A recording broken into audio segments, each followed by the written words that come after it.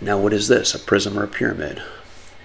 Well, I see it has two parallel and congruent triangular faces, so it's a triangular prism. So once I verify that it's a prism, I know I can use my formula for volume of a prism, area of the base times the height. The height of the prism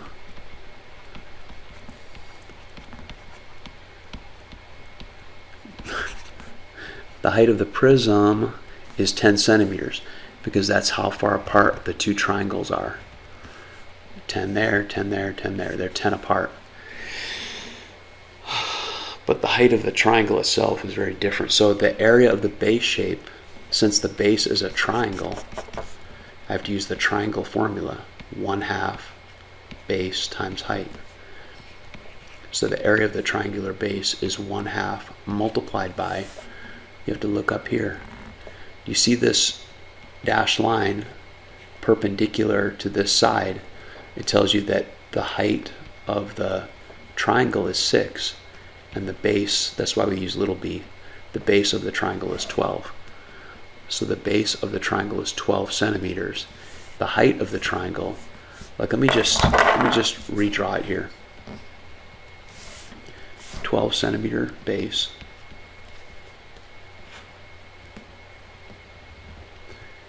and a 6 centimeter height.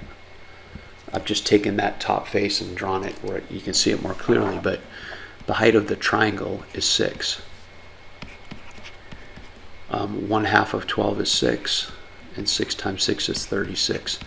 So the area of the triangular base is 36. Now I can substitute into the volume formula. Volume of the triangular prism is 36 multiplied by the height. Now we're talking about the height of the prism. If you stood this triangular prism up on its triangular base, how tall would it be? How far apart are the triangular bases? 10. So that's 360. The units would be centimeters to the 3rd power, centimeters cubed, because we're talking about 3-dimensional space. Now, I need to show you something.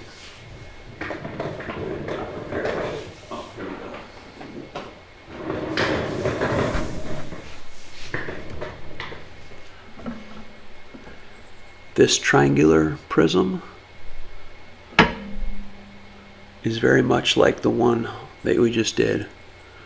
Okay, I'm holding it kind of like you see it on the paper. But if I held it this way, where the bottom was of this rectangle, it's still a triangular prism. It still has two parallel and congruent triangular faces. And so when you see the prism this way, the triangles are still the bases, but the height is not this, the height is this. You have to say how far apart are the bases. Like if you stood it on the triangle, then how tall would it be? That's the height of the prism. So with all that in mind, try the next one on your own. If you get stuck, go to the next slide and use the video, or go back and forth in whichever way you think is most helpful to do the next problem.